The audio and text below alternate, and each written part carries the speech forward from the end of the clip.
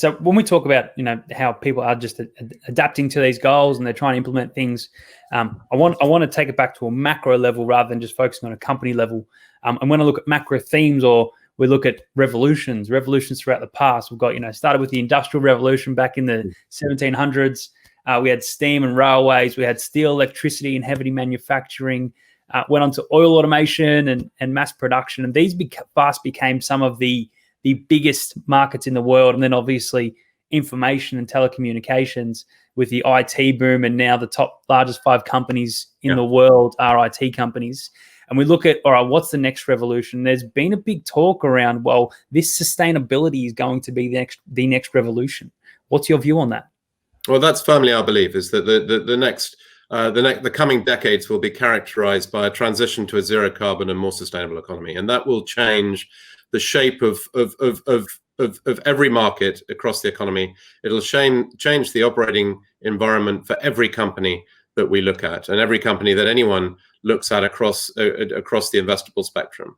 And that's why we see our role, and this is coming for a range of different reasons. Now, clearly, the way that the economy works today is not sustainable to create good livelihoods for 8 billion people on this planet, let alone 10 billion by mid-century or 12 billion by the end of the century.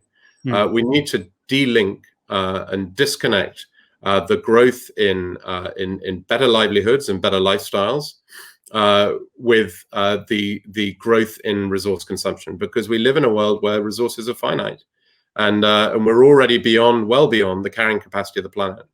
And so in order to be able to continue to provide for a growing population who have higher demands of higher standards of living, then we need to fundamentally change the shape of the global economy, and that will change for everything, and it'll change everything and for everybody, and for some industries that will create an existential threat to their long-term future. There will be stranded assets. There'll be industries which become regulated out of existence. There'll be industries that consumers step away from. We've already seen a number of coal companies go bust. We've seen talk of stranded assets across the fossil fuel spectrum, and we've seen huge write-downs this year from many of the large oil and gas companies. And we think that'll continue, and parts of the market see the risk of a permanent loss of capital from that dynamic. There are many industries where you still need computing, you'll still need food and clothing, you'll still need technology, transportation, financial services. You'll still need many of those things, but they'll need to be sourced and manufactured and distributed in an entirely different way. And that will create a threat to long-term profitability. It'll create a threat to growth in many of those industries. And so those industries will adopt ESG practices. It's not necessarily an opportunity for them. And our job, our role, our structural positioning for our fund is only to focus on those companies for whom this transition is an opportunity.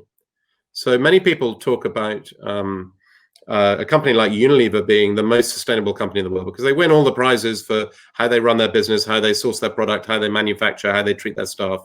And that's great. And we hugely admire Unilever for the way that they're run. But frankly, by buying more ice cream and shampoo, we're not going to solve the world's problems. So we can't classify Unilever's product as a solution to a sustainability challenge.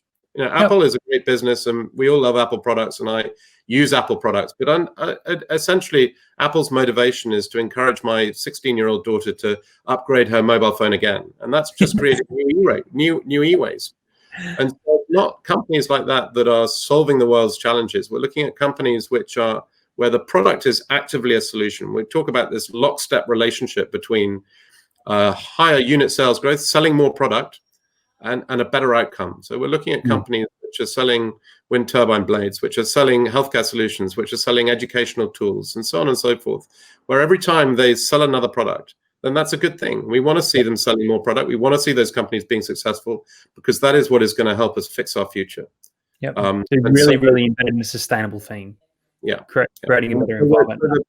The basic proposition that we're doing is to tap into that, what we call the sixth industrial revolution, and to position ourselves in the companies which are enabling and benefiting that industrial revolution and that major transition in the shape of the economy, and for whom that transition is their growth opportunity, is their friend, is their opportunity. Yeah, well, I see it as I drive around the countryside throughout Australia. I look around and there's solar farms going up everywhere. There's a lot of wind farms, especially in country Victoria, and these are sustainable investments. What people don't realise is that you can get involved in the investment into these products, into these farms that create an ongoing revenue stream through publicly listed assets, and that's essentially what you buy. These assets that might sell these turbines, or these assets that might perhaps implement them or hold the assets. Is that right?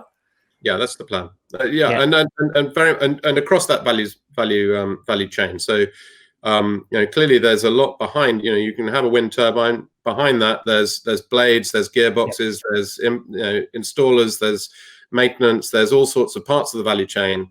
There's computer-aided design that's designing the things in the first place, and so across that value chain there are investment opportunities. Sometimes not always in the sort of the thing that you see, the product you see very visibly at the end of the spectrum that's deployed, because sometimes it's further down the value chain and deep in the spectrum.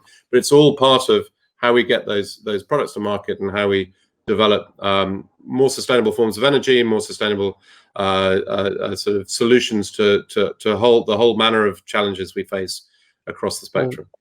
The old question is, when the mining revolution began, would you rather buy a mine that might go bust, or would you rather buy the shovel manufacturer? Yeah. Who's always going to keep the gold rush is the people who sold the picks and shovels who did the best. Yeah.